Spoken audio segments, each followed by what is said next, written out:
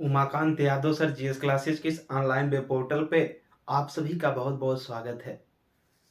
आज के सेशन में हम लोग बात करेंगे 1857 का विद्रोह या 1857 का जो भारत का प्रथम स्वतंत्रता संग्राम हुआ उसके विषय में कि इसका कारण क्या रहा है। 1857 का जो स्वतंत्रता संग्राम रहा, इसका कारण रणनीति किसकी थी, इसका प्रतीक चिन्ह क्या रखा गया था, इतिहासकारों का क्या कथन है, इतिहासकारों ने कौन कौन सी किताबें लिखी हैं इसके विषय में, इसके किस कारण से ये विद्रोह हुआ और कहाँ कहाँ पर ये विद्रोह हुआ, उसका नेतृत्व कौन किया, जो एग्जाम में क्वेश्चन यहाँ से पूछे जाते हैं।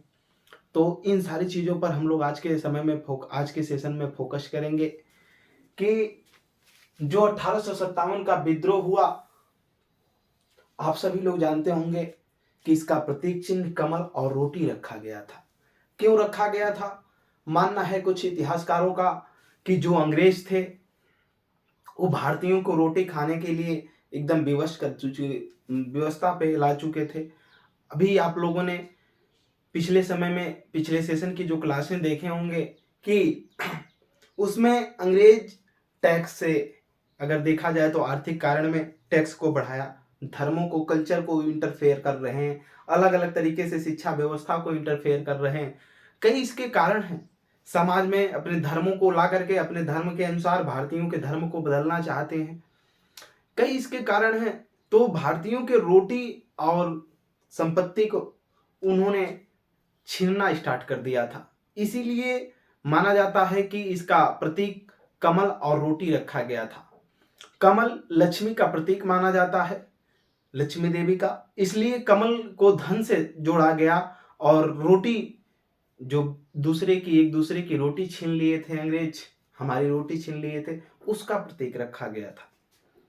वो दिखाया नहीं जा रहा था, मतलब ऐसे एक प्रतीक के रूप में उसको छिपाया गया था कि अंग्रेजों को ये बात पता न चले। इसलिए हमारे 1857 के प्रतीक चिन्ह जो रखा गया था कमल और रोटी। आइए आगे की तरफ चलते हैं। इसकी जो रणनीति रही है, ये अजमुल्ला खान और रडोड़ी बापू जो थे। अजमुल्ला खान कौन थे? पेशवा के जो सलाहकार हुआ करते थे। तो इनकी रणनीति थी। अब इतिहासकारों का अलग अलग कथन है कि एक सिपाही विद्रोह था, कि ये सैनिक विद्रोह था या आंदोलन था, क्या था? अलग अलग इतिहासकारों ने समय समय पर अलग अलग, कुछ ब्रिटिश इतिहासकारों ने कहा कि ईसाइयों के विरुद्ध, जो अंग्रेज थे ईसाई, इनके विरुद्ध धर्मांधों में मतलब हिंदू मुस्लिम सिख ये जो थे, इनका धर्मांधों के खिलाफ क्या था? लड़ाई थी। तो अभी इसको हम लोग देखेंगे कि इतिहासकारों का और क्या क्या समय समय पर कथन रहा। इतिहासकारों ने 1857 के विद्रोह पर अलग अलग तरीके से कुछ न कुछ किताबें लिखे हैं, उनकी भी चर्चा करेंगे। इसके कारण 1857 की क्रांति के होने का कारण क्या रहा है? तो 1857 की क्रांति का अगर कारण देखा जाए तो पहले अगर राजनीतिक कारण में देखेंगे तो राजनीतिक कारण का सबसे मुख्य उद्देश्य जो निकल करके आता है कि पहला सहायक संधि। आपने लॉर्ड वेलेस्ली के समय में हमने भी पढ़ाया, आपने पढ़ा भी होगा कि लॉर्ड वेलेस्ली ने जो सहायक संधि अपनाई, किस तरीके से अपनाया, और भारत में जितने भी रजवाड़े एक दूसरे से आपस में लड़ रहे थे या उनके खिलाफ अंग्रेजों के थे, उनको बहुत आसानी से सहायक संधि के द्वारा अपने में मिला लिए, अपने साम्राज्य का विस्तार कर लिए। ये राजनीतिक कारण था अंग्रेजों का। 1857 की क्रांति का होने का एक ये भी राजनीतिक कारण ही है। ठीक। इसके बाद अगर दूसरा देखा जाए तो अभी आपने देखा होगा कि विलियम बेंटिक के द्वारा भारत की कल्चरल व्यवस्था में, सांस्कृतिक व्यवस्था में हस्तक्षेप करना, ठीक, सती प्रथा को समाप्त करना, ये सारी चीजें। लेकिन राजनीतिक कारण में एक और चीज कि अभी पिछले सेशन में हमने उसको पढ़ाया कि लॉर्ड डलहौजी के द्वारा क्या किया गया, भारतीयों की जो रजवाड़े हुआ करते थे भारत में, उनकी हड़प नीति। इन्होंने पंजाब को 1848 में महाराजा दलीप सिंह को हड़प लिया, मतलब उनको हरा करके, इसके बाद बंदी बना करके उसको लंदन भेज दिया। वहां पर गए महाराजा दलीप सिंह, गिफ्ट को भेंट कर दिया विक्टोरिया को, ठीक, और पूरे पंजाब को इसने हड़प लिया।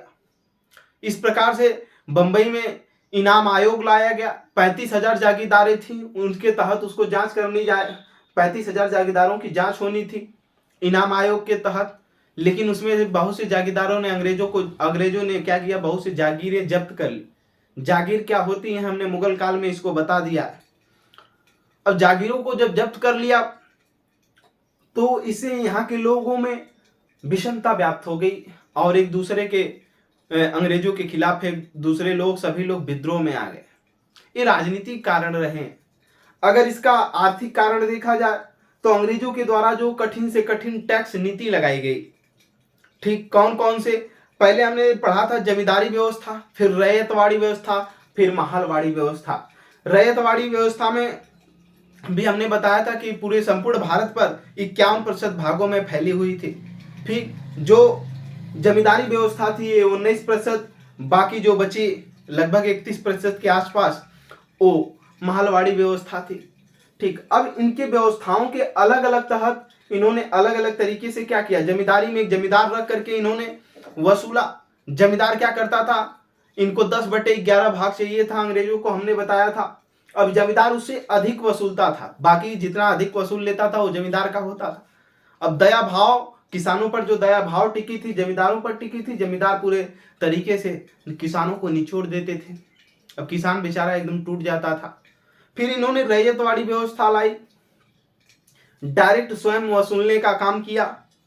ठीक, किसानों से डायरेक्ट संबंध बना लिया, किसान स्वयं टैक्स देते थे। तो अंग्रेज क्या करते थे, किसानों से सर्वाधिक मात्रा में टैक्स वसूलते थे, जो नहीं दे पाता था उसकी भूमि छीन करके दूसरे को दे देते थे। महलवाड़ी व्यवस्था है, इसमें एक ग्राम मुखिया की तरह व्यक्ति को नियुक्त किया गया। ग्राम मुखिया उनको वसूल कर टैक्स देता था। मुखिया ने भी वही काम किया, टैक्स ज्यादा वसूलता, जो नहीं देता उसकी भूमि छीन करके दूसरे किसानों को दे देते। इससे क्या हुआ, भूखमरी के कगार पर किसानों को ला दिया गया। ठीक, और किसानों को कुछ मिलता ज्यादा था नहीं। ये आर्थिक कारण रहे हैं। फिर अगर देखा जाए तो प्रशासनिक कारण में इन्होंने जो न्यायालय की व्यवस्था किया, संघीय न्यायालय की 1773 रेगुलेटिंग एक्ट के तहत 1774 में जो संघीय न्यायालय की स्थापना की गई, उसमें हमने बताया था कि भारत के लोगों के इस तरह वो न्यायालय तो स्थापित किया गया, लेकिन वो न्याय किसके लिए देता था, केवल ब्रिटिश के लिए दिया था। जब वारेन हेस्टिंग्स पे कुशासन का आरोप लगाया गया था, उसमें भी हमने बताया था कि नंद कुमार जो थे उनको क्या कर दिया गया, फांसी दे दी गई। ठीक, उल्टा भारतीयों पर ही वो उन्होंने केस करना आरंभ कर दिया। ठीक, वो चोर मौशेरे भाई होते हैं, तो न्यायालय में भी जो अंग्रेज बैठे थे उन्हीं के थे। सर एलिजा एम्पे उसके मुख्य न्यायाधीश थे, उसको भी हमने बताया। तो न्यायालय की व्यवस्था, चाहे इनकी पुलिस की जो भी व्यवस्था हो, इन्हीं की तरह से काम करती थी, इनके तरफ से काम करती थी। क्योंकि इसमें इन्होंने जो सहायक संधि में पुलिस को, राजाओं को पुलिस दिया, सेना दी थी, उसमें भारतीय ही पुलिस थे, लेकिन वेतन ही देते थे, तो इनके हिसाब से वो काम करती थी। आज की सरकार है, पुलिस को वेतन दे रही है, तो जैसा सरकार कहेगी वैसा पुलिस करेगी। भले कहीं कुछ भी सही हो उससे नहीं मतलब, लेकिन पुलिस को अपना फर्ज, अपना कर्तव्य, अपनी ड्यूटी निभाना। और सांस्कृतिक कारण अगर इसमें देखा जाए तो हमने बताया था कि एक्ट 17 के तहत, अधिनियम 17 के तहत सती प्रथा की समाप्ति।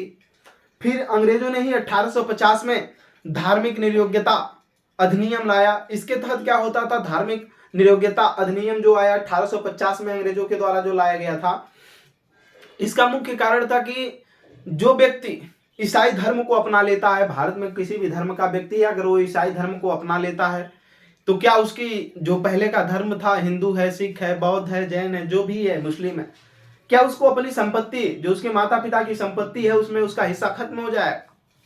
भारतीयों के जो यहाँ के नियम के हिसाब से था कि यही कि खत्म हो जाएगा। लेकिन उन्होंने 1850 में धार्मिक नियोग्यता अधिनियम लाया, उसमें कहा कि नहीं, आपकी संपत्ति उसमें होगी, आप ईसाई धर्म को स्वीकार कर सकते हैं।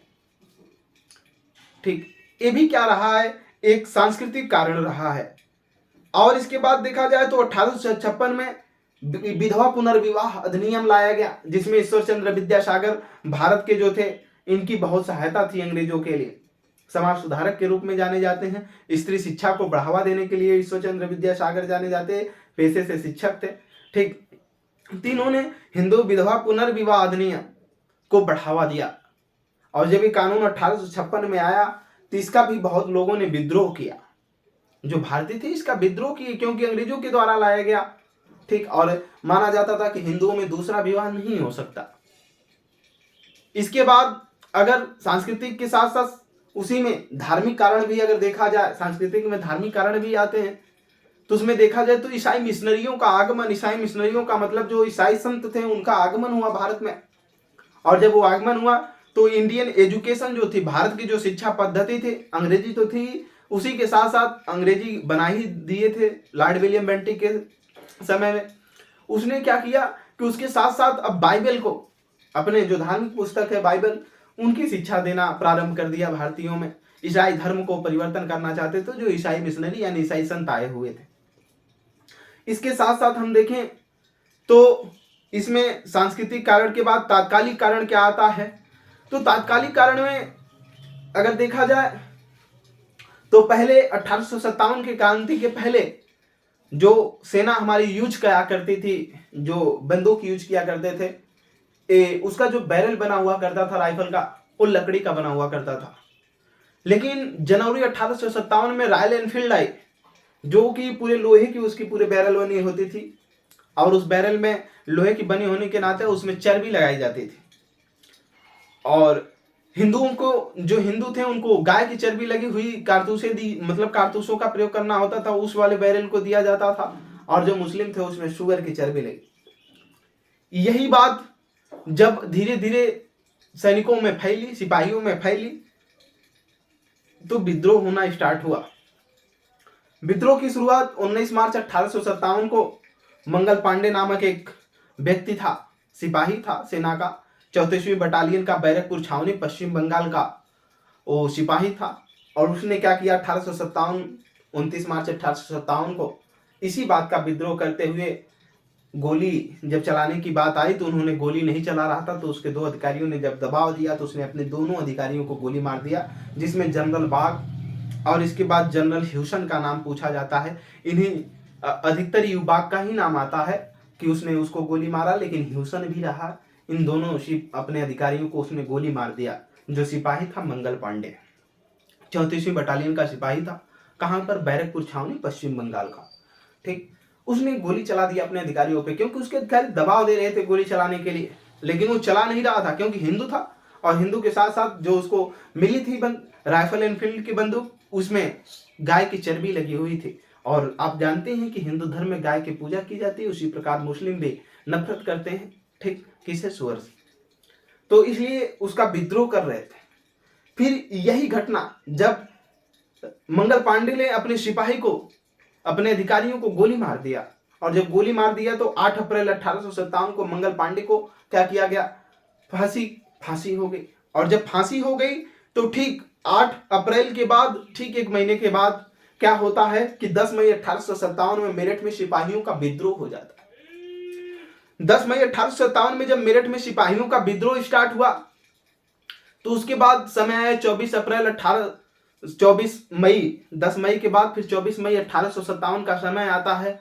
उसमें फिर 99 सैनिक एक साथ मिल करके अपने अंग्रेज अधिकारियों का विद्रोह करना स्टार्ट कर देते हैं, जिसमें से 85 को पकड़ करके उम्र कैद की सजा सुना दी गई।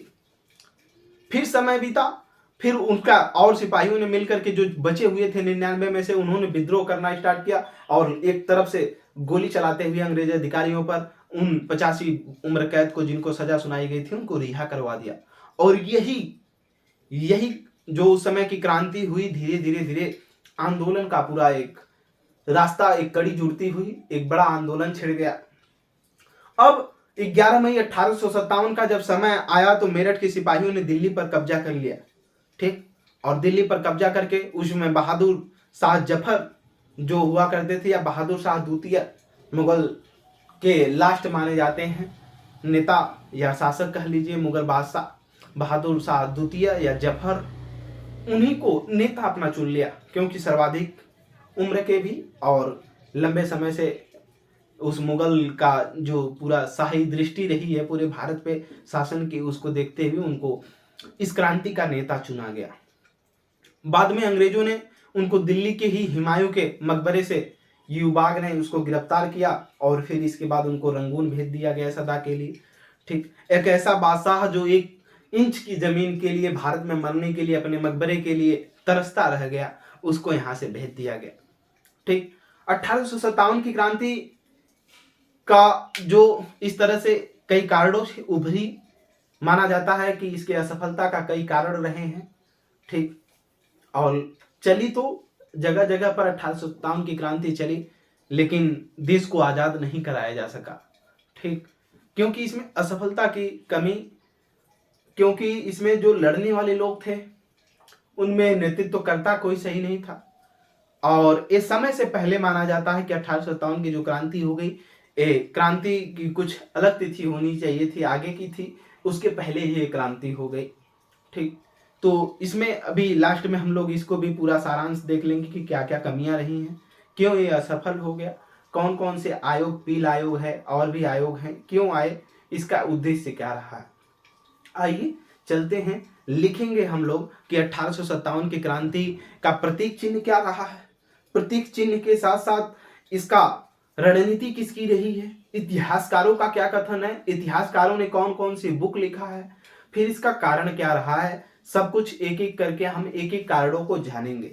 आइए देखते हैं, लिखेंगे चिन्ह। 1857 के जो विद्रोह का चिन्ह रहा है, ये चिन्ह है, नोट करेंगे इसमें जो चिन्ह रहा है, चिन्ह 1857 की क्रांति का जो चिन्ह रहा है वो है कमल और रोटी। क्या, कमल और रोटी। हमने बता दिया कमल क्यों रखा गया था, क्यों रोटी रखा गया था।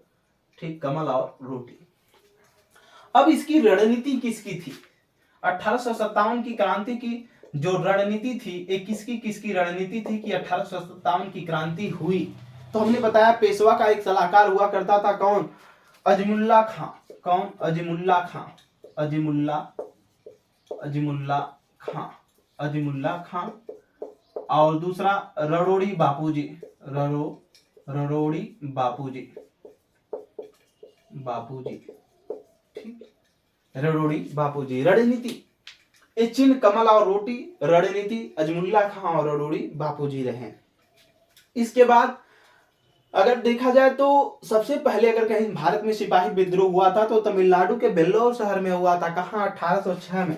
लिखेंगे, स्टार नोट बना करके लिखिएगा, नोट में लिख लीजिएगा 1806 ईस्वी, 1806 ईस्वी, 1806 ईस्वी लिखेंगे। इसमें भारत में प्रथम सैनिक विद्रोह, भारत में प्रथम सैनिक विद्रोह, प्रथम सैनिक विद्रोह, सैनिक विद्रोह, भारत में प्रथम सैनिक विद्रोह कहाँ हुआ था, तो इसमें लिखेंगे वेल्लोर, वेल्लोर, वेल्लोर, तमिलनाडु में हुआ था, तमिलनाडु, तमिलनाडु में हुआ था। ठीक, बात समझ में आई। कहां पर, वेल्लोर शहर में हुआ था। कहां पर पड़ता है, तमिलनाडु में पड़ता है। कब हुआ था, 1806 में, प्रथम सैनिक विद्रोह। और दूसरी बार कहां हुआ, अब इसको चलते हैं देखेंगे। उस तरह से बंगाल में भी बहुत बार विद्रोह तो हुए। जहां हम लोग चल रहे हैं बैरकपुर में, वहां पर एक शहर पड़ता है लखनौती। ठीक, बंगाल में ही है, पश्चिम बंगाल में, इसीलिए लखनौती शहर को ही विद्रोहों का शहर कहा जाता है। उसको कहीं नोट कर लेंगे कि विद्रोहों का शहर लखनौती को कहा जाता है, लखनौती। अब इसमें इतिहासकारों का कथन क्या रहा है, हेडिंग डालेंगे, लिखेंगे कुछ इतिहासकारों का कथन, इतिहासकारों का कथन 1857 की क्रांति के विषय में इतिहासकारों का कथन, स्टार बनाकर लिखेंगे, हेडिंग रहेगी 1857 की क्रांति पर। क्रांति का मतलब है एक आजादी की लड़ाई लड़ने के लिए, अंग्रेजों को भगाने के लिए, आजादी की लड़ाई लड़ने के लिए, अपनी स्वतंत्रता प्राप्त करने के लिए क्रांति आ गई। ठीक, लोगों में एक जुनून आ गया लड़ने के लिए अंग्रेजों के खिलाफ, इसीलिए इसको क्रांति भी कहते हैं। विद्रोह तो नहीं था, क्योंकि विद्रोह नहीं किया गया था। ठीक, बस क्रांति लाई गई थी, सजग हुए सभी लोग, जागरूक किया गया। 1857 की क्रांति पर इतिहासकारों का कथन, इतिहासकारों का कथन, इतिहासकारों का कथन, इतिहासकारों का कथन। आइए देखते हैं इतिहासकारों का कथन क्या रहा है 1857 की क्रांति पर। इतिहासकारों का कथन, अलग अलग इतिहासकार आएंगे, उनका अलग अलग कथन होगा। ठीक, लिखेंगे इसमें पहला LER reach, LER L-E-R reach, L-E-R reach, L-R reach या L-E-R रीच। इनका कथन था कि ईसाइयों का जो ईसाई थे, अंग्रेज ईसाइयों का धर्मांधों के विरुद्ध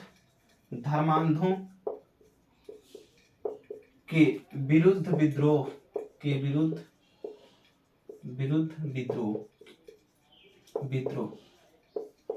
ठीक। इनका कहना था कि जो ईसाई हैं, जो अंग्रेज हैं, इनका क्या है, धर्मांधों लिखेंगे, धर्मांधों का मतलब है जो हिंदू मुस्लिम सिख धर्म में अंधे थे, उनके विरुद्ध क्या था, विद्रोह था। कौन कह रहा है, L-E-R रीज। इसके नाम से ही लग रहा है कि क्या है, ब्रिटिश है।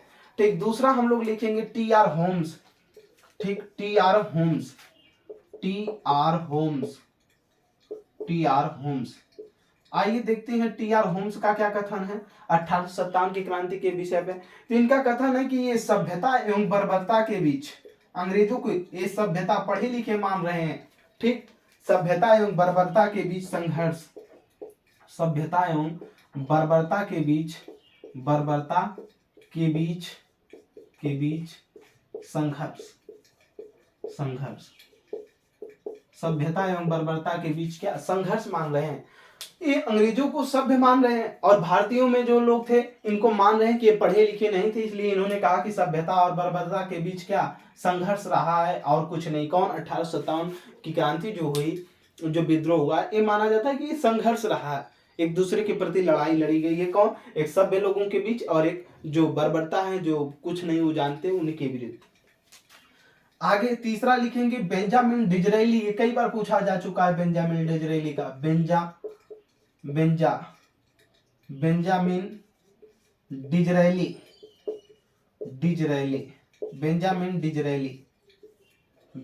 डिजरेली का कथन क्या है इसके विषय में, आइए देखते हैं। तो इन्होंने कहा कि ये राष्ट्रीय विद्रोह था। क्या था, राष्ट्रीय आंदोलन या राष्ट्रीय विद्रोह था। इनका कहना था कि ये राष्ट्रीय विद्रोह था, या कोष्टक में लिख सकते हैं आंदोलन था, ठीक, एक आंदोलन था या राष्ट्रीय विद्रोह था। कौन, 1857 का जो क्रांति हुई। आगे की तरफ लिखेंगे चौथा, अगले जो व्यक्ति इसमें आए हैं वो लिखेंगे doctor S.N. Sen. Doctor S.N. Sen का कथन क्या रहा है इसके विषय में, तो इसमें लिखेंगे डॉक्टर S.N. सेन ने कहा कि राष्ट्रवाद की भावना के लिए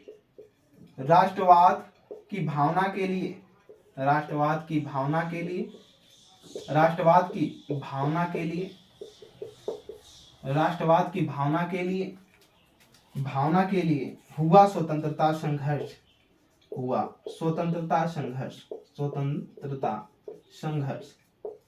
इन्होंने कहा कि राष्ट्रवाद अपने राष्ट्र को बनाने के लिए, उसके लिए क्या किया गया है, उसको बचाने के लिए, ठीक, क्या किया गया, स्वतंत्रता संघर्ष हुआ है। किसने कहा, डॉक्टर S.N. सेन ने कहा।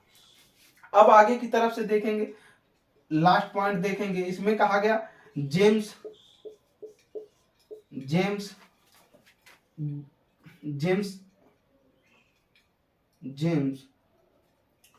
क्वेटरम लिखेंगे, जेम्स क्वेटरम एवं टेलर,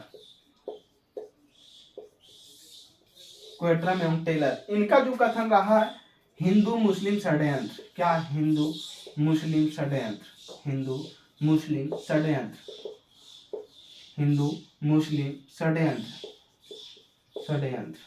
ये हिंदू मुस्लिम का षड्यंत्र मानते हैं, ठीक।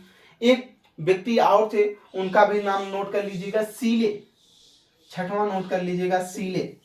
क्या, सीले का जो कथन रहा है, सीले का मानना है कि ये क्या था, सिपाही विद्रोह था। क्या था, सिपाही विद्रोह, यानी सैनिकों का ये विद्रोह था, इनका यही मानना है। अब आगे की तरफ नोट करेंगे बहुत तेजी से आप लोग, ठीक, आगे की तरफ नोट करेंगे और हम लोग बढ़ेंगे अब आगे। ये इतिहासकारों का कथन रहा है, किसको लेकर के, 1857 की क्रांति को लेकर के क्या विद्रोह रहा है।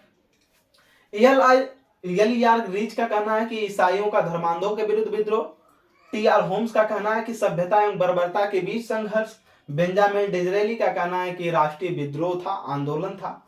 ठीक, डॉक्टर एस एन सेन का कहना है कि राष्ट्रवाद की भावना के लिए क्या हुआ, स्वतंत्रता संघर्ष हुआ। जेम्स क्वार्टरम या टेलर का इंसान हिंदू मुस्लिम षड्यंत्र था। सीले के अनुसार जो माना जाता है, सीले ने कहा कि यह क्या था, एक सिपाही विद्रोह था। क्या था, सिपाही विद्रोह था। ये इतिहासकारों का कथन रहा।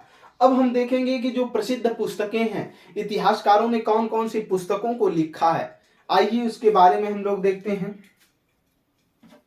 इतिहासकारों का जो सब्जेक्ट रहा है, कौन कौन इन्होंने किताबों को लिखा।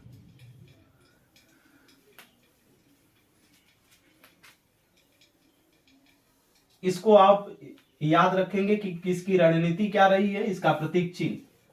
ठीक, आई और इस स्वतंत्र प्रथम जो ये स्वतंत्रता संग्राम हुआ था, इसका जो तिरंगा मतलब इसको इसमें जो झंडा बनाया गया था वो हरे झंडे पर कमल का फूल बनाया गया था। क्या, हरे झंडे पर कमल का फूल। ठीक, हरे झंडे पर कमल का फूल बनाया गया था, इसको भी याद रखेंगे। और भारत में प्रथम राष्ट्रीय ध्वज जो फहराया गया था वो तो 1806 में, और दूसरी बार 1807 में ठीक फहराया गया था। चलिए आगे की तरफ हेडिंग डालेंगे। 1857 की क्रांति में प्रसिद्ध पुस्तकें, 1857 की क्रांति की प्रसिद्ध पुस्तकें। ठीक, प्रसिद्ध पुस्तकें, इससे संबंधित जो प्रसिद्ध पुस्तकें रही हैं कौन कौन सी हैं उसको नोट करेंगे हम लोग। प्रसिद्ध पुस्तकें संबंधित किससे, 1857 की क्रांति से संबंधित प्रसिद्ध पुस्तकें। आइए एक एक करके पुस्तकों का नाम लिखेंगे। पहले लिखेंगे 1857, किसने लिखा 1857, बस 1857 जो लिखा है वो एस एन सेन ने लिखा है 1857, ये पुस्तक का नाम है। ठीक, और इधर लेखक का नाम होगा। ठीक, ये पुस्तक का नाम होगा, किधर पुस्तक का नाम, पुस्तक नाम, पुस्तक का नाम इधर होगा। ठीक, लेखक इधर होंगे। ठीक, कोई दिक्कत, चलिए देखते रहिएगा। 1857 जो पुस्तक इन्होंने लिखा वो लिखे थे डॉक्टर कौन, डॉक्टर एस एन सेन। कौन, doctor S N Sen, doctor S N Sen, इसने लिखा था 1857, बस इतना है, इस पर बुक लिखा था उन्होंने।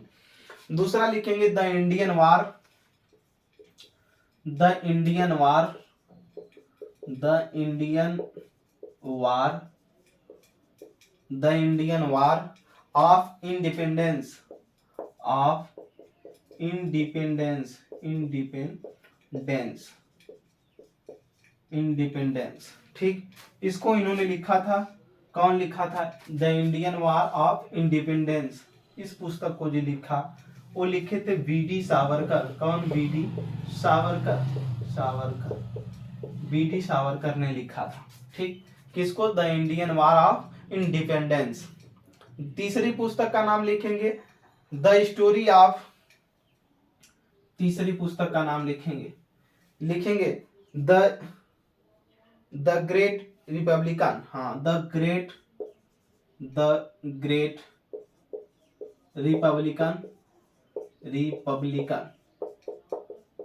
रिपब्लिकन, द ग्रेट रिपब्लिकन नहीं, रिबिलियन लिखेगा, the great rebellion, the great rebellion, rebellion.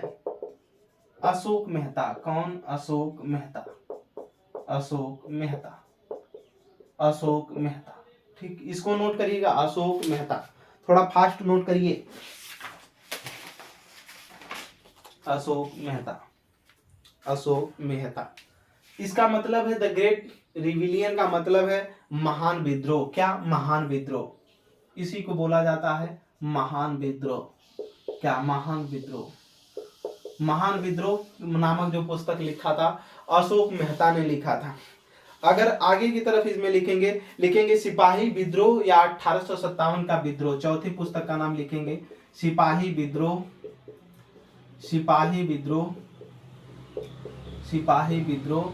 या 1857 का विद्रोह, या 1857 का विद्रोह, सिपाही विद्रोह या 1857 का जो विद्रोह है ये इसने लिखा था आरसी मजूमदार ने। कौन? आरसी मजूमदार ने। आरसी मजूमदार ने इस पुस्तक को लिखा था, सिपाही का विद्रोह या 1857 का विद्रोह। इसके बाद आगे की तरफ लिखेंगे इसमें पांचवा, दादा भाई नरौजी ने जो पुस्तक लिखा था, इसमें दादा भाई नरौजी ने लिखेंगे on British rule in India, लिखेंगे पावर्टी एंड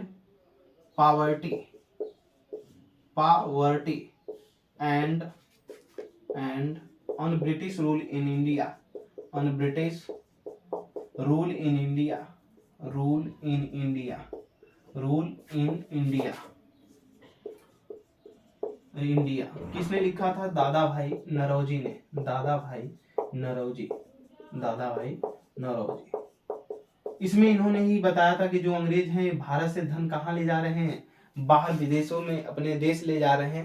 इसको इसी में जिक्र किया था, poverty and on British rule in India. इसी के आधार पर हमारे भारत में राष्ट्रीय आय का आकलन भी किया जाता है। ठीक, इसमें आय का सबसे सर्वप्रथम आकलन दादा भाई नरौजी ने इसी पुस्तक में किया था। इसको भी एक आधार ही माना जाता। ठीक, आगे की तरफ इसमें अगर हम लिखेंगे तो इसमें अब हम लोग जानेंगे कि जो 1857 की क्रांति हुई, ठीक, इस क्रांति के समय में कौन कौन से भारत में महत्वपूर्ण व्यक्ति थे और वहां पे ब्रिटेन में कौन पीएम था और कौन ब्रिटिश कमांडर था। आइए देखते हैं। तो लिखेंगे इस समय जो ब्रिटेन का पीएम था। क्वेश्चन अगर पूछा जा सकता है, जैसे भारत में पूछ लिया जाता है कि क्रांति हुई तो उस समय भारत का वायसराय कौन था। ठीक, तो नोट करेंगे। आइए लिखेंगे इस समय तत्कालीन 1857 की जब क्रांति हुई तो तत्कालीन ब्रिटेन का पीएम, ठीक, तत्कालीन ब्रिटेन का पीएम, तत्कालिक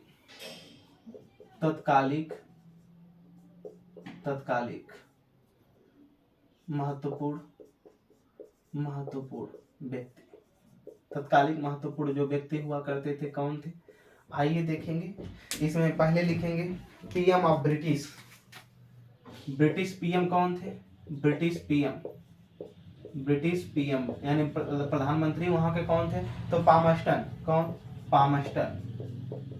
पामस्टन। ठीक, ब्रिटिश पीएम थे। इसको नोट करते रहिए तेजी से। आगे की तरफ लिखेंगे गवर्नर जनरल ऑफ इंडिया। ठीक, governor general of India, governor general of India, Bharat का वायसराय, भारत का गवर्नर जनरल। अब इसके बाद वायसराय होगा इंडिया। कौन था? Lord Canning. कौन? Lord Canning. कई बार क्वेश्चन में पूछा गया है, कई परीक्षाओं में भी इसको याद रखेंगे। ठीक, आगे की तरफ लिखेंगे ब्रिटिश क्राउन। ठीक, ब्रिटिश ताज किस, ब्रिटिश उस समय कौन था ब्रिटिश शासक में? British crown. ब्रिटिश क्राउन कौन था? तो ब्रिटिश क्राउन में अगर देखा जाए तो महारानी विक्टोरिया। कौन? महारानी विक्टोरिया, महारानी विक्टोरिया, महारानी विक्टोरिया थे। ठीक, महारानी विक्टोरिया। आगे की तरफ चलेंगे तो इसमें लिखेंगे मुगल बादशाह। मुगल बादशाह कौन था? तो बहादुर शाह जफर, बहादुर शाह द्वितीय।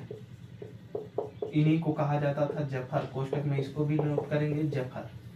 ठीक, पूछा जा सकता है मुगल उस समय शासक कौन था जब 1857 की क्रांति हुई, या बादशाह कौन था। ठीक, लिखेंगे मुगल सेनापति कौन था? मुगल सेनापति। ठीक, इसमें मुगल जो सेनापति हुआ करता था वो था बख्त खां। कौन? बख्त खां। ठीक, आगे की तरफ नोट करेंगे इसमें अंग्रेज सेनापति। कौन? अंग्रेज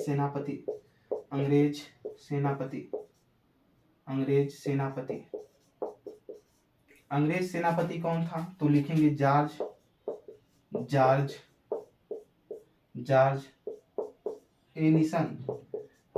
एनिसन। इसके बाद ये पहले था, बाद में कौन हुआ?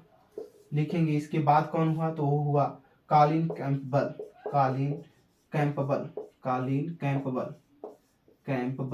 कालीन कैंप बल। ठीक है, यहाँ थोड़ा सा नोट कर लीजिएगा, ये 1857 की क्रांति के पहले था कौन, ए, और ये 1857 की क्रांति के बाद था। लिखेंगे 1857 की क्रांति के पहले, की क्रांति के पहले, के पहले। ठीक, ब्रिटिश क्या था, सेनापति था। और ये बाद में, ये लिख लेंगे 1857 के क्रांति के बाद, क्रांति के बाद, क्रांति के बाद। ठीक, क्रांति के बाद। ये अंग्रेज जो सेनापति थे, ठीक, जॉर्ज एनिसन, ये 1857 की क्रांति के पहले के थे, और ये 1857 की क्रांति यानी विद्रोह जब हो गया उसके बाद के रहे कालीन कैंप बल। ठीक, यहाँ तक हो गया, इसको नोट कर रखेंगे, इसको याद भी रखेंगे। आगे की तरफ हम लोग चलेंगे। अब इसका कारण क्या रहा है कि 1857 की जो विद्रोह हुआ, क्रांति हुई, इसका कारण, तो आइए देखते हैं कारण क्या रहा है। 1857 की क्रांति क्यों हुई, इसका कारण, तो हम लोग पहला लिखेंगे क्या, राजनीतिक कारण। 1857 का जो हम लोगों ने राजनीतिक कारण अभी जाना, उसको नोट करेंगे, राजनीतिक कारण क्या है। ठीक, राजनीतिक कारण, 1857 के राजनीतिक कारण, राजनीतिक कारण क्या, 1857 का राजनीतिक कारण। ठीक, नोट करेंगे राजनीतिक कारण, हेडिंग रहेगी, एक एक करके लिखिएगा। राजनीतिक कारण, राजनीतिक, राजनीतिक कारण, राजनीतिक कारण। 1857 के राजनीतिक का कारण हमने पहला बताया था, क्या था, सहायक संधि था। क्या था, सहायक संधि। चलिएगा आगे लिखिएगा, इसमें सहायक संधि प्रणाली, पहला सहायक संधि प्रणाली, सहायक संधि प्रणाली, सहायक संधि प्रणाली, सहायक संधि प्रणाली। सहायक संधि प्रणाली क्या है, हमने इसको बता चुके हैं लॉर्ड वेलेस्ली के समय में। ठीक, भारतीय राजाओं के द्वारा क्या किया गया, अंग्रेजों की जो सेना हुआ करती थी, अंग्रेजों द्वारा बनाई गई सेना को लेना, और उसके बदले सेना जो लिए हैं उसके बदले कहीं छोटी भूमि देना, यानी उनको पैसा देना, जो उस सेना का उठा रहे हैं, जो सुरक्षा उठा रहे हैं, ये सुरक्षा ले रहे थे भारतीय राजा, और उसके बदले उनको क्या दे रहे थे, पैसा दे रहे थे। ठीक, सहायक संधि प्रणाली इसका एक कारण रहा है, क्योंकि सहायक संधि जब सभी रजवाड़े स्वीकार कर ली, तो बाद में उनको पता चला कि हम तो धीरे धीरे गुलाम हो रहे हैं, तो उन्होंने भी विद्रोह करना स्टार्ट कर दिया। दूसरा इसमें नोट करेंगे कि हड़प नीति, लॉर्ड डलहौजी के द्वारा जो हड़प नीति प्रतियोगिता लाई गई थी। ठीक, हड़प नीति, क्या, हड़प नीति, हड़प नीति। ठीक, हड़प नीति के तहत जो किसी भी रजवाड़े को कुशासन का आरोप लगा करके या किसी भी तरीके से जो हड़प लिया जाता था। फिर 1854 में लिखेंगे तीसरा, ठीक, बम्बई और इनाम आयोग, सॉरी, बम्बई में इनाम आयोग लगाया था, इनाम आयोग, बम्बई में, बम्बई, बम्बई में इनाम आयोग, इनाम आयोग लाया गया, आयोग, इनाम आयोग लाया गया, लाया गया, बम्बई में इनाम आयोग लाया गया। और ये जो इनाम आयोग आया, इसके तहत 35,000 जो जागीरें थी उनकी जांच करनी थी, और उन जागीरों की 35,000 में से जब जांच हुई, तो इसमें जो दक्कन की यानी महाराष्ट्र वाले क्षेत्रों से जो दक्षिण भारत की जागीरें थे, लगभग 20,000 जो जागीरदारी थे, इसमें अंग्रेज क्या किए, उसमें बहुत ज्यादा अपने पास रख लिए जागीरें, उसमें बहुत इन्होंने लूटपाट किया उस जांच के समय में।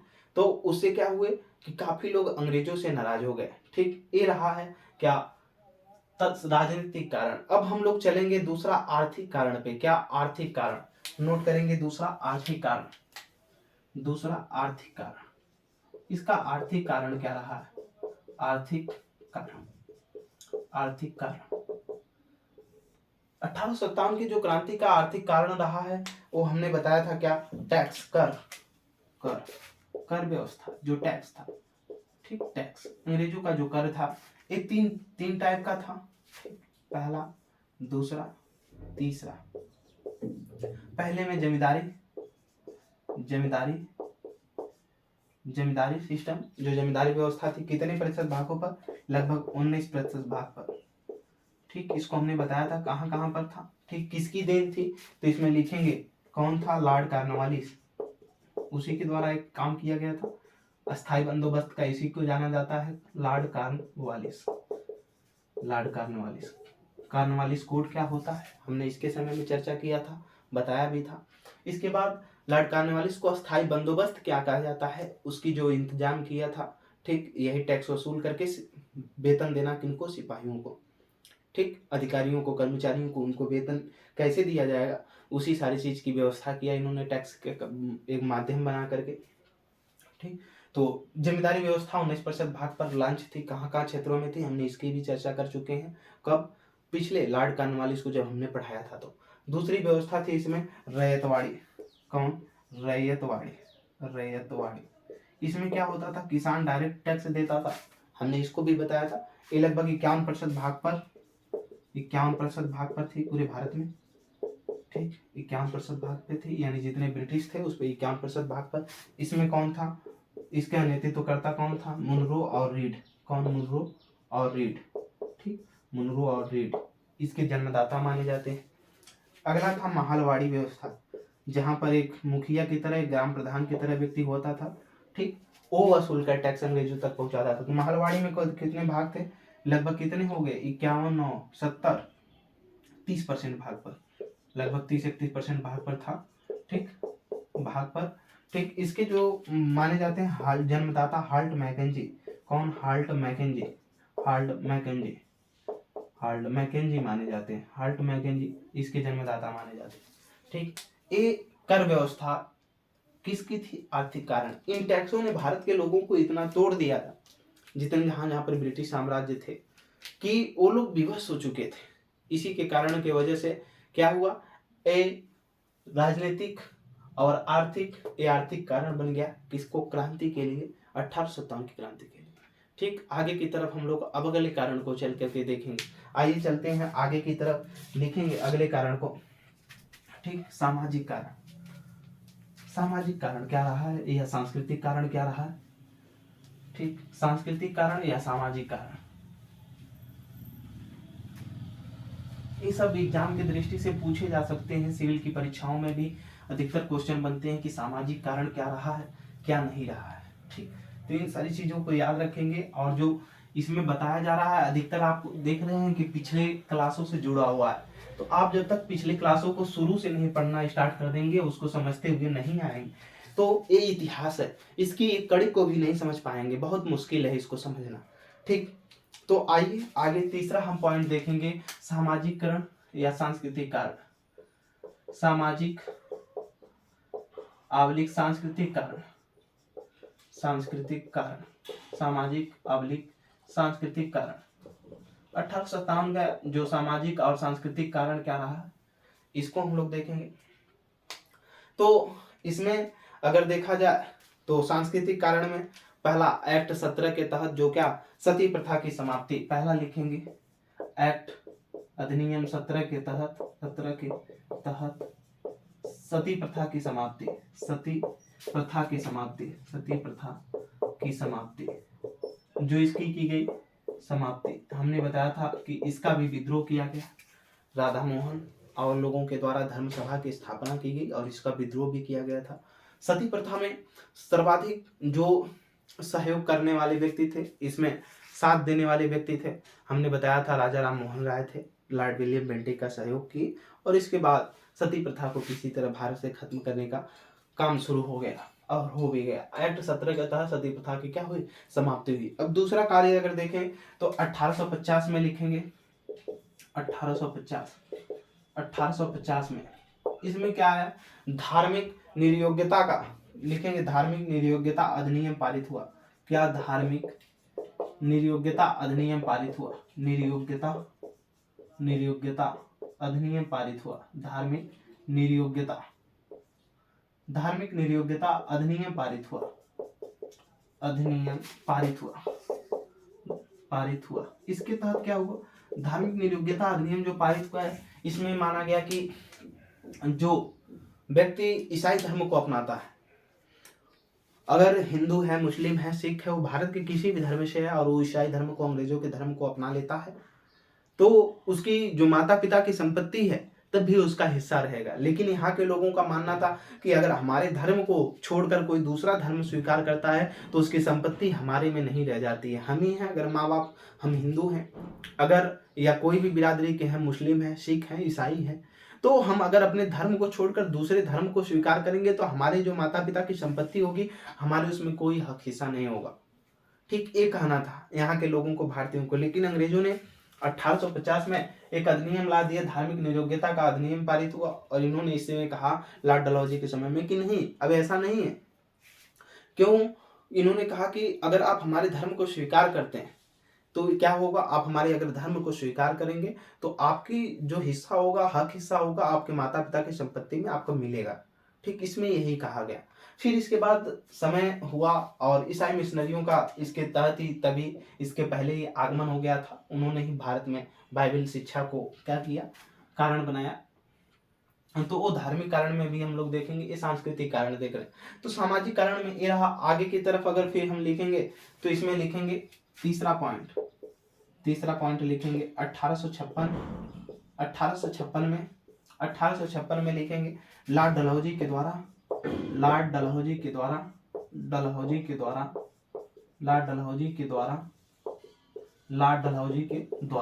क्या हुआ? लॉर्ड डलहौजी के द्वारा हिंदू विधवा पुनर्विवाह अधिनियम ना, हाँ, विधवा पुनर्विवाह अधिनियम,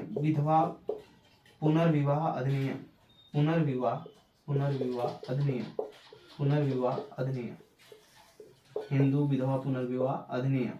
ठीक, अधिनियम नोट कर लीजिएगा, हिंदू विधवा पुनर्विवाह। हेल्प इसमें लिख लेंगे, हेल्प किसकी थी? तो इसमें ईश्वर चंद्र विद्यासागर ईश्वर चंद्र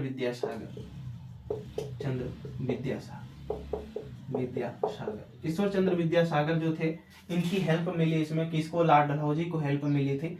ठीक, और इसी के द्वारा विधवा पुनर्विवाह अधिनियम लाया गया कि फिर से भारत में जो हिंदू वगैरह हैं, ये लोग क्या कर सकते हैं, विवाह कर सकते हैं। ठीक, इनका स्त्री शिक्षा के लिए इन्होंने भी बहुत बड़ा काम किया है, स्त्रियों को आगे बढ़ाने के लिए। ठीक, 1856 में ही नोट कर लेंगे, यहाँ पर स्टार, डबल स्टार बना करके। 1856 में ईस्वी, 1856 ईस्वी में क्या हुआ? ठीक, 1856 में नोट कर लेंगे, विधवा पुनर्विवाह अधिनियम लॉर्ड कैनिंग के साथ बना कलकत्ता में। ठीक, विधवा पुनर्विवाह अधिनियम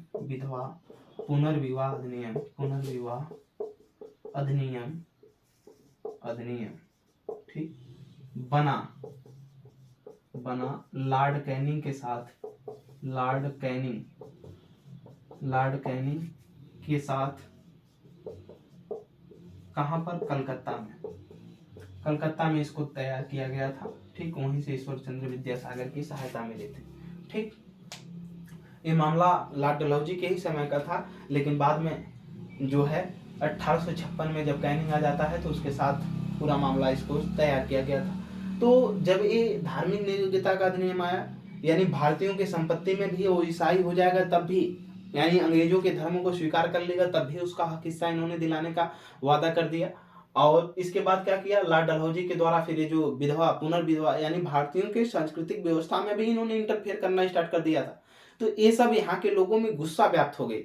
आप ही हैं, आपके संपत्ति को लेकर के कोई छेड़छाड़ करेगा, ठीक, आपके धर्म को लेकर के कोई छेड़छाड़ करेगा, आपको, आप जिस भगवान को या जिसको भी मानते हैं उसको कोई गाली देगा तो आप बर्दाश्त करेंगे? वही चीज है, बर्दाश्त से बाहर होने के साथ साथ ये कारण एक बन गया, किसका? विद्रोह का। ठीक, क्रांति का एक कारण बन गया था। आगे हम लोग अब देखेंगे धार्मिक कारण। आइए देखते हैं धार्मिक कारण, ये सामाजिक कारण रहे या सांस्कृतिक कारण। अब हम लोग देखेंगे धार्मिक कारण। 1857 की क्रांति का जो धार्मिक कारण क्या रहा है? ठीक, धार्मिक कारण। चौथा लिखेंगे धार्मिक कारण। एमएस की दृष्टि से भी आप क्वेश्चन लिख सकते हैं किसी भी परीक्षा में। ठीक, धार्मिक कारण, चौथा पॉइंट नोट करेंगे, धार्मिक कारण।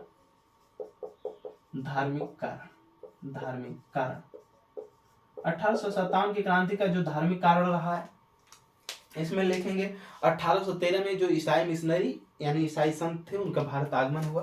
1813 ईस्वी क्या हुआ? ईसाई मिशनरियों का भारत आगमन। ईसाई मिशनरियों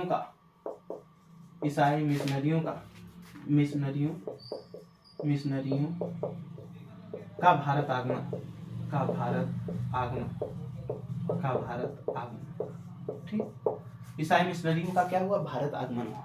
कब, 1813 ईस्वी में। ठीक, यानी ईसाई संत भारत आए। इसके बाद क्या हुआ, इन्होंने ईसाई मिशनरी यानी ईसाई संत जब भारत आए थे, इन्होंने क्या किया, इंडियन एजुकेशन जो सिस्टम था, Indian education system, education system, इसमें इन्होंने क्या किया, बाइबल को, बाइबल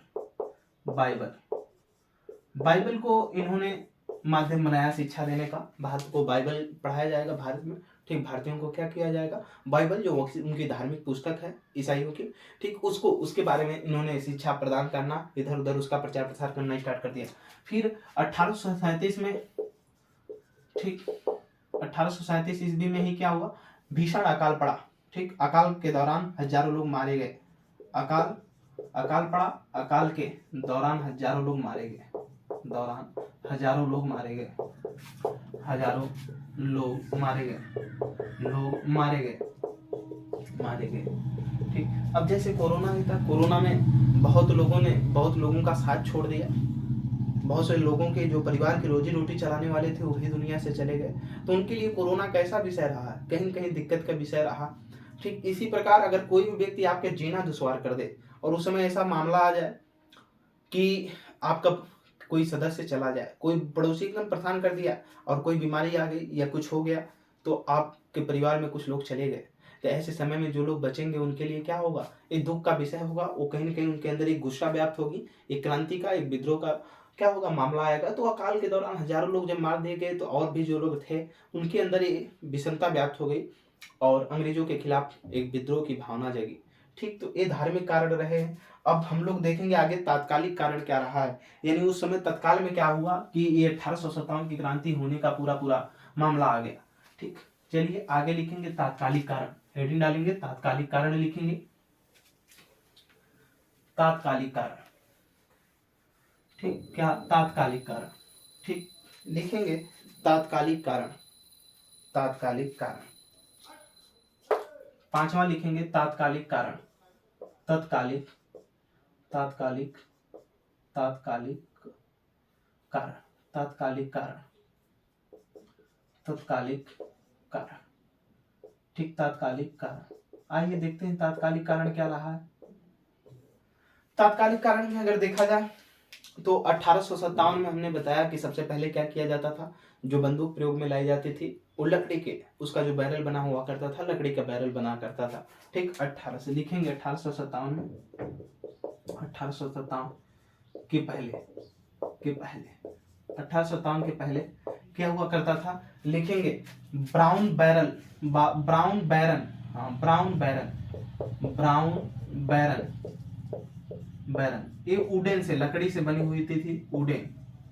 ठीक, लकड़ी से बनी हुई, ठीक, से बने बंदूकों का प्रयोग किया जाता था, से बने बंदूक का प्रयोग किया जाता था, से बने बंदूक का प्रयोग होता था, प्रयोग होता था, होता था। ठीक, पहले लकड़ी से बने हुए जो उसको बोला जाता था ब्राउन बैरल। ठीक, लकड़ी का बैरल बना हुआ करता था, उसका यूज किया जाता था। आगे की तरफ देखेंगे तो लिखेंगे जनवरी, जनवरी 1857। ठीक, 1857 जो नई बंदूक बन करके आई उसका नाम था Enfield royal, Enfield royal, Enfield royal. ठीक, एनफील्ड रॉयल, एनफील्ड रॉयल करके आई। ठीक, एक किससे बनी हुई करती थी, तो ये आयरन, आयरन, आयरन से बनी थी, से बनी थी, ये प्रयोग में लाई जाने लगी। और इसी में जो कारतूस जब भरा जाता था, तो कारतूस भरने से पहले उसको दांत से खींचा जाता था। ठीक, उसमें एक पीछे से कर लीजिए तो गुल्ली टाइप का होता था, एक बंद करने के लिए लगाया जाता था, उसको दांत से खींचा जाता था। तो जो खींचा जाता था गुल्ली वो ही चर्बी की बनती थी। तो हिंदुओं के जो बनाए जाते थे, जो दी जाती थी, वो गाय की चर्बी वाला, और जो मुस्लिम थे उनको शुगर की चर्बी वाली दी जाती थी। यही काम, यही मामला क्या किया था, उनको अपने धर्म से मतलब ऐसा करने के लिए धर्म के नाम पे इस तरह से क्या किया था, तत्कालिक कारण बना, और वही इस क्रांति का पूरा पूरा जोरदार मामला बन गया। आइए देखते हैं, इसमें आयरन से बनी थी और होने लगा, यानी यूज होने लगा। इसी में क्या बनी, गाय की चर्बी और सूअर की चर्बी लगी, किसमें, रॉयल एनफील्ड में, जो एनफील्ड रॉयल आया इसी में। ठीक, तो लिखेंगे प्रथम घटना, प्रथम घटना, यहाँ पर लिखेंगे प्रथम घटना, प्रथम घटना, प्रथम घटना, प्रथम घटना। प्रथम घटना जब हुआ, जब इसमें यूज हुआ क्या, चर्बी का यूज हुआ, चर्बी युक्त कारतूस का जब प्रयोग होने लगा। ठीक, तो आइए देखिए इसमें लिखेंगे 29 मार्च, प्रथम घटना जो हुई 29 मार्च 1857 को हुई। ठीक, 1857 को हुई प्रथम घटना। कहाँ हुई, लिखेंगे विद्रोह करने वाला सैनिक, विद्रोह करने वाला सैनिक, विद्रोह करने वाला सैनिक, विद्रोह करने वाला जो सैनिक था, विद्रोह करने वाला जो सैनिक वो था मंगल पांडे। कहाँ, मंगल पांडे, मंगल पांडे। ठीक, मंगल पांडे कौन था, 34वीं बटालियन का, लिखेंगे 34वीं बटालियन, 34वीं बटालियन का सिपाही था। ठीक, नैरेटिव 34वीं बटालियन का क्या था, सिपाही था। इन बैरकपुर छावनी, कहाँ पर, कहाँ पर इसने विद्रोह किया था, इन बैरकपुर, इन बैरकपुर छावनी, बैरकपुर छावनी। कहाँ पर, बैरकपुर छावनी में। कहाँ पड़ती है बैरकपुर छावनी, तो पश्चिम बंगाल में। कहाँ, पश्चिम बंगाल में, नोट कर लेंगे, पश्चिम बंगाल में पड़ती है। वहीं पर इन्होंने क्या किया था, पहली बार विद्रोह किया था। ठीक, क्यों, जब इसको इन सबको पता हो गया कि इसमें ऐसे ऐसे मतलब चर्बी लगी हुई है, और आप समझ सकते हैं कि हमारे हिंदू धर्म में या मुस्लिम धर्म में अलग अलग तरीके से उन जानवरों की अलग अलग तरीके से मान्यताएं हैं। ठीक, तो जब इसको पता चला तो इसके अधिकारियों ने जब इस पर दबाव दे दिया गोली चलाने के लिए, तो इसने गोली नहीं चलाया। और उसने क्या किया, जब ज्यादा दबाव आने लगा तो जिस अधिकारी उसमें बोल रहे थे उसी अधिकारियों के ऊपर इसने क्या किया था, मंगल पांडे ने ही एक अपने सीनियर जो इसका अधिकारी हुआ करता था।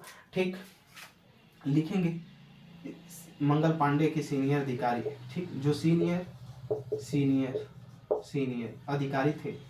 ठीक, सीनियर अधिकारी, सेना के जो सीनियर अधिकारी थे जिनके आदेश से गोली चलाए जाने थे, उनका नाम नोट करेंगे। पहले का नाम था जनरल बाग, क्या, जनरल बाग। ठीक, जनरल बाग। और दूसरे का नाम था जनरल ह्यूसन।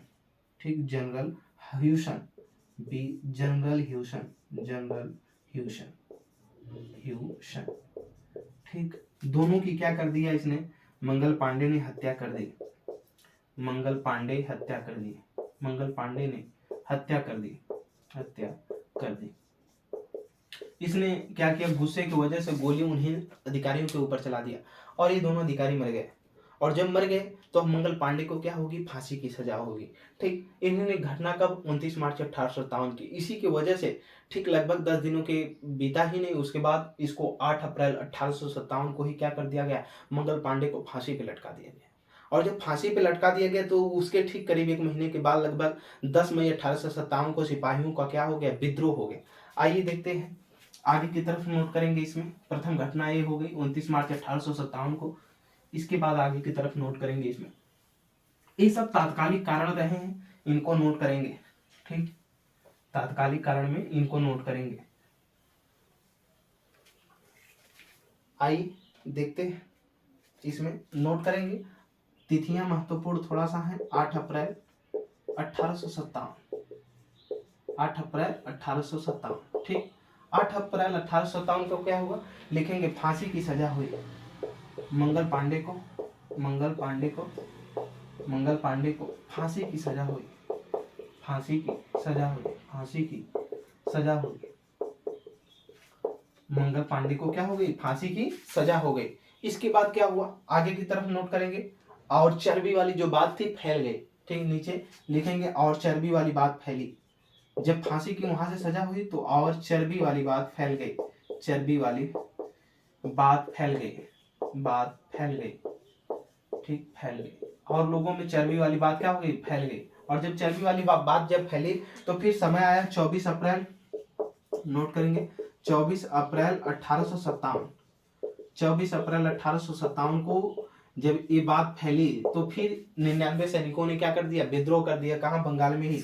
लिखेंगे 99 सैनिकों, 99 सैनिकों, 99 सैनिकों का विद्रोह हो गया, 99 सैनिकों का विद्रोह, विद्रोह हो गया, विद्रोह हो गया। ठीक, 99 सैनिक जो थे इन्होंने मिलकर के एक साथ विद्रोह कर दिया, किसका? अंग्रेज अधिकारियों का। ठीक, ये किससे थे? तो ये तीसरी बटालियन से थे। कौन? इसमें नोट कर लेंगे, third native battalion. Third native battalion उसका नाम था। ठीक, थर्ड नेटिव बटालियन के ये आदमी थे और इन्होंने क्या कर दिया? विद्रोह कर दिया। ठीक, इसी बटालियन से 99 सैनिक थे, इन्होंने विद्रोह किया। अब अंग्रेजों ने इसमें से क्या कर लिया? 85 को बंदी बना लिया। 85 को बंदी बनाया। किसने? अंग्रेजों ने बंदी बनाया। इधर लिख लेंगे, अंग्रेजों ने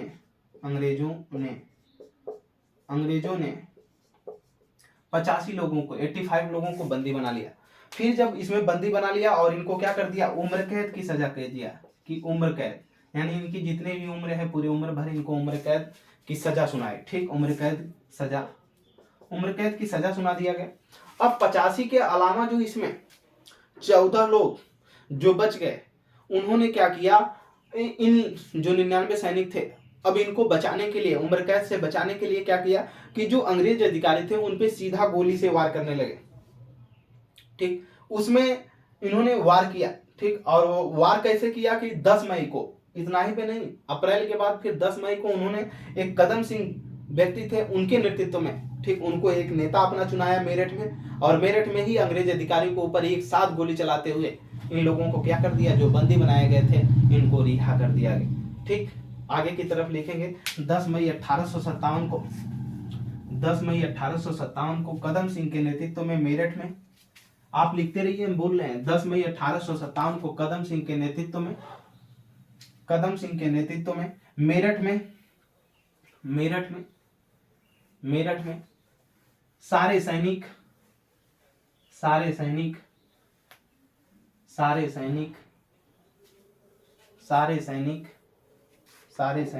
इकट्ठे हुए और सारे सैनिकों ने ब्रिटिशर्स पर गोलियां चलाते हुए, ब्रिटिशर्स अधिकारियों पर गोलियां चलाते हुए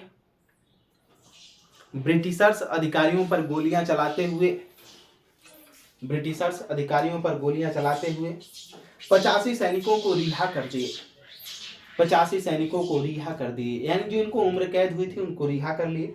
ठीक, इसके बाद 10 मई 1857 के बाद में ही रात में घोषणा कर दिया गया कि क्या?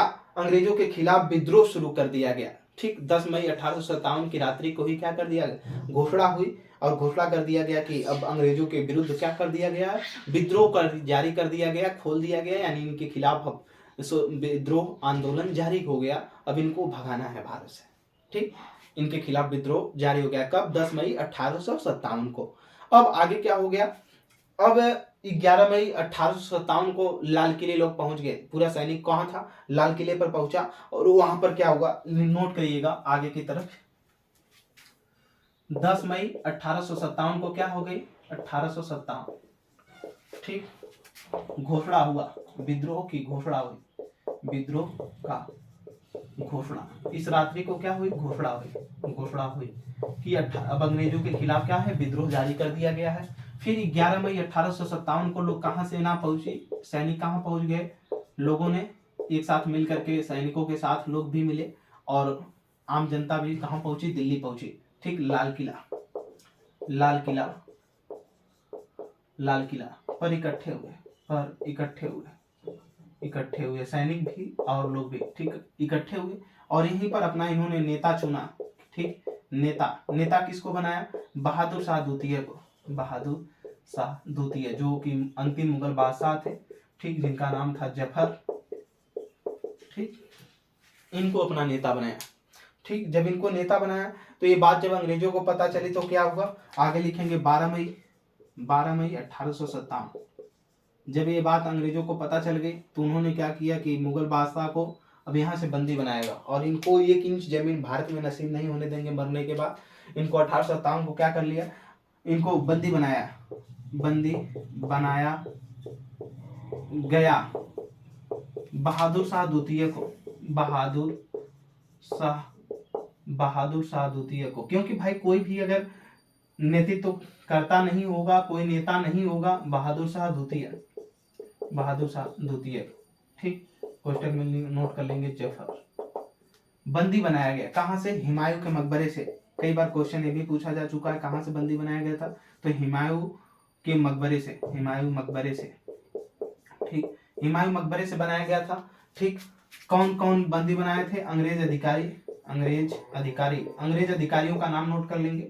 अंग्रेज जो अधिकारी थे जिन्होंने इनको बंदी बनाया था उसका नाम था, लिखेंगे U Nicholson, U Nicholson, Nicholson, U Nicholson था। और दूसरे व्यक्ति का नाम एक और नोट कर लेंगे, वो जो दूसरा था उसका नाम था यू निकलसन और हडसन, हडसन, यू निकलसन और हडसन। यही दो व्यक्ति थे अंग्रेज अधिकारी जिन्होंने इनको क्या कर दिया था? बंदी बनाया था, गिरफ्तार किया था बहादुर शाह द्वितीय को। और इनको गिरफ्तार करके कहाँ भेज दिया गया? फिर लिखेंगे 19 सितंबर 1857 को, 19 सितंबर 1857 को क्या हुआ? इनको गिरफ्तार करने के बाद फिर रंगून, रंगून बर्मा भेज दिया गया, बर्मा भेज दिया गया, भेज दिया गया, दिया गया। किनको? बहादुर शाह जफर को। कोष्टक में लिख लेंगे बहादुर शाह द्वितीय को या जफर को, बहादुर शाह द्वितीय को, बहादुर शाह द्वितीय को। इनको रंगून या बर्मा भेज दिया गया, बहादुर शाह द्वितीय को या जफर को, और वहीं पर इनकी मृत्यु हो गई। अब इसमें हुमायूं के मकबरे से इनको गिरफ्तार किया गया। नेता इनको क्यों चुना गया था 1857 की क्रांति का?